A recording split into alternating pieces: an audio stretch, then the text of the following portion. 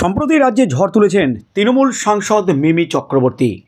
দেবের পথে হেঁটেই আচমকা সরকারি পদ থেকে ইস্তফা দিয়েছিলেন মিমি। তারপরে কিন্তু রাজ্য রাজনীতিতে জোর জল্পনা উস্কে যায়। এবার কি তৃণমূল ছাড়তে চলেছেন, রাজনীতি ছাড়তে চলেছেন, দেবের পথেই কি পা বাড়াতে চলেছেন মিমি চক্রবর্তী? এই প্রশ্নগুলোই কিন্তু উঠে গিয়েছিল রাজ্য রাজনীতিতে।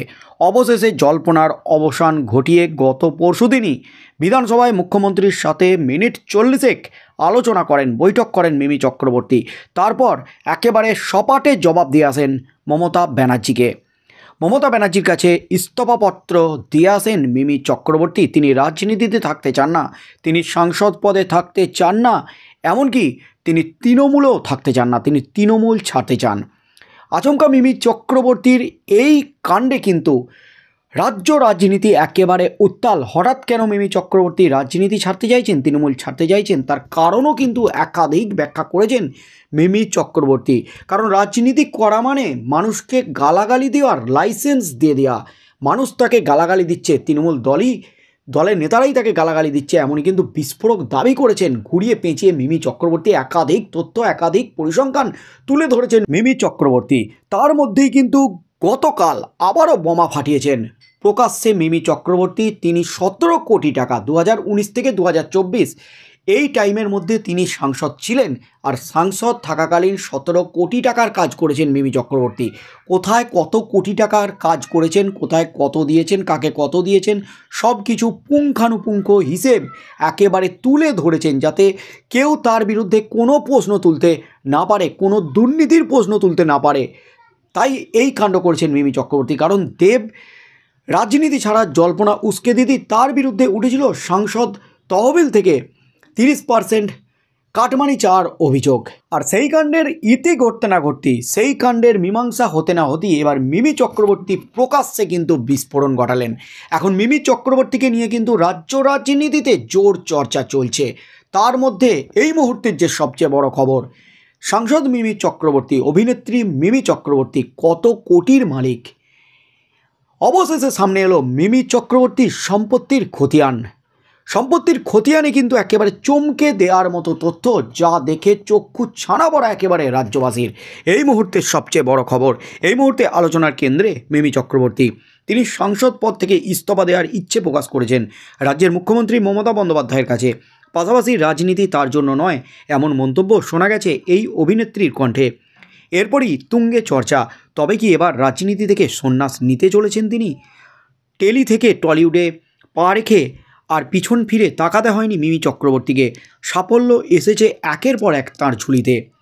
কিন্তু কত কোটি টাকার মালিক এই মিমি চক্রবর্তী? 2019 সালে সেই সময় পর্যন্ত তাঁর আয় ব্যয়ের খতিয়ান দিয়েছিলেন এই তৃণমূল সাংসদ।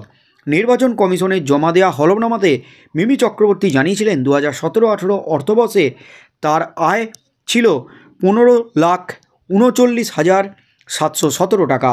সেই সময় অভিনেত্রীর কাছে ছিল 2টি গাড়ি, এর মধ্যে একটির বাজার মূল্য ছিল 11,72,250 টাকা এবং অডির মালকিন ছিলেন তিনি। দাম ছিল 30,51,023 টাকা। সেই সময় মিমির কেনা গহনা ছিল 5,59,013 টাকার এবং তিনি উত্তরাধিকার সূত্রে পেয়েছিলেন 3,26,000 টাকার গহনা। সেই সময় মিমি চক্রবর্তীর একটি অ্যাকাউন্টে ছিল 59,89,790 টাকা 65 পয়সা এবং অপর একটি অ্যাকাউন্টে ছিল 12,340,000 টাকা 71 পয়সা। মিমি চক্রবর্তীর স্থাবর অস্থাবর সম্পত্তির পরিমাণ 1,28,28,675 টাকা। সেই সময় নায়িকার ঋণ ছিল 19,788,000 টাকা। তার নিজস্ব কোনো জমি সেই সময় ছিল না। পাশাপাশি মিমি চক্রবর্তীর নামে কোনো অপরাধমূলক মামলাও ছিল না। উল্লেখ্য, পড়াশোনার জন্য শহর কলকাতায় পা রেখেছিলেন মিমি চক্রবর্তী। আশুতোষ কলেজে পড়াকালীনই বিভিন্ন মডেলিং প্রজেক্টের সঙ্গে যুক্ত হন। এরপরই তিনি জীবনের মেগা ব্রেক পেয়েছিলেন গানের ওপারে সিরিয়ালে। এই সিরিয়ালটি বিপুল জনপ্রিয় হয়, আর তারপরই কিন্তু সিনেমায় নামেন মিমি চক্রবর্তী। আর তারপর রাজনীতিতে পা রাখেন মিমি চক্রবর্তী। মমতা ব্যানার্জির হাত ধরে সাংসদ হন, তৃণমূল সাংসদ হন মিমি চক্রবর্তী।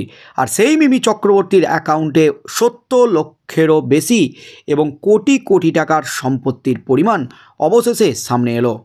নির্বাচন কমিশনে যে হলফনামা জমা দিয়েছিলেন সেখানে তিনি যা জানিয়েছিলেন 2017-18 অর্থবর্ষে তিনি আয় করেছিলেন 15,39,717 টাকা।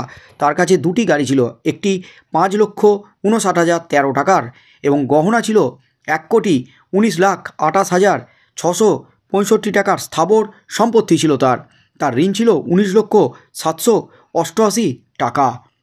মিমি চক্রবর্তী যদি রাজনীতি থেকে সরে যান তাহলে তৃণমূল কংগ্রেসের জন্য তা একটি বড় ধাক্কা হতে পারে লোকসভা ভোটের আগে। বিশেষ করে 2024-এর লোকসভা নির্বাচনের আগে এই ঘটনা দলের ভাবমূর্তিতে নেতিবাচক প্রভাব ফেলতে পারে।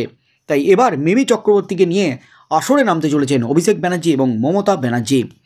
মিমি চক্রবর্তী রাজনীতি ছেড়ে পুরোপুরি অভিনয়ে মনোনিবেশ করবেন এমনই জানিয়েছেন। নাকি অন্য পথ তিনি বেছে নেবেন তা স্পষ্ট না হলেও তিনি যে অভিনয় করবেন তেমনই ইঙ্গিত দিয়েছেন। মিমি চক্রবর্তী কি রাজনীতি থেকে বিদায় নেওয়া উচিত? কি মতামত আপনাদের কি মনে হয় এই মুহূর্তে মিমি চক্রবর্তী রাজনীতি থেকে বিদায় নিয়ে তিনি কি যে পেশায় ছিলেন অভিনেত্রীর পেশাতেই কি তার থাকা উচিত? আপনাদের মতামত অবশ্যই কমেন্ট বক্সে কমেন্ট করে জানাবেন। সব মিলিয়ে কিন্তু মিমি চক্রবর্তীকে নিয়ে বিরাট ধাক্কা কালীঘাটে, চরম অস্বস্তিতে মমতা ব্যানার্জি।